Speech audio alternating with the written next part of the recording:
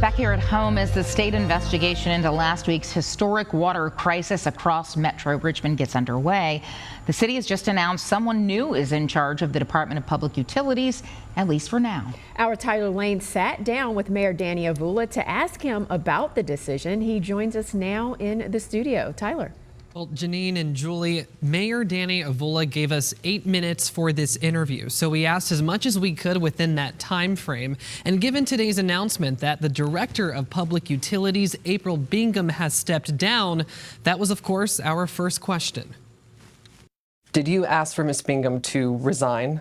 You know, we have been obviously in deep response mode for the last 2 weeks, and then as we've started to restore service and figure out how we get the operations stabilized, starting to look at, okay, what skill sets do we really need moving forward? And I think in those ongoing conversations, April decided to step down. And when you say that Ms. Bingham decided to step down, that was her own decision without you going to her and asking her to do that? You know, we've been having conversations, and ultimately I can't get into the HR details of a conversation, but it was an amicable separation. Through the response to last week's crisis, Avula says he found a replacement, Anthony Scott Morris, who has experience as a former director of water at the state level and as a leader and plant manager with Chesterfield Utilities.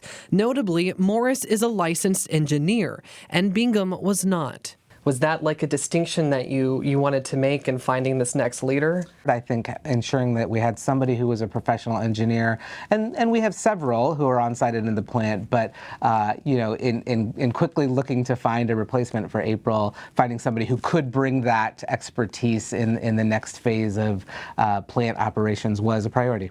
Do you think the previous administration put the wrong person into the role as DPU director? I don't want to comment on that. I mean, I think there's so many things that April did so well, and even in the midst of our response, I mean, she was incredibly responsive, attentive, a really positive presence in our response. The Department of Health has said this crisis was completely preventable. It should not have happened. To my knowledge, I don't think you have said that on the record yet.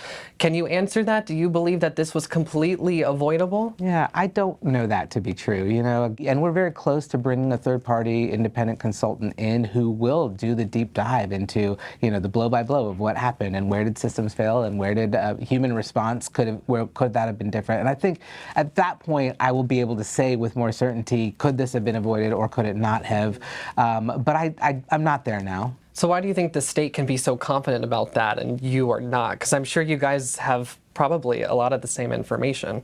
Yeah, I don't know the answer to that. To recap our previous coverage, we've learned from state officials that the plant was staffed with 3 operators when the power went off, which they say was not enough. They say DPU had one of its primary power sources turned off before the winter storm, likely did not test the backup systems to see if they were working, and that staff were not aware of a manual fallback procedure in the event that all of its systems failed. When you look at everything we've learned so far, I mean, is there anything you can identify that you wish would have happened differently? Yeah, I think that any response like this is going to be a combination. I mean, clearly there were act of God issues here with a storm and a power outage.